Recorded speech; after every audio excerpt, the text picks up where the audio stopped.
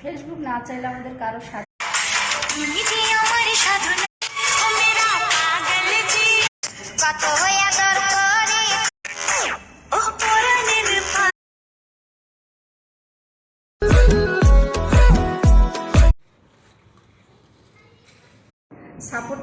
Support পাচ্ছি না। আমি আজকে মেহেন্দি পরেছি, দেখো। হাই বন্ধুরা, তোমরা আমাকে দেখেই বুঝতে পারছো।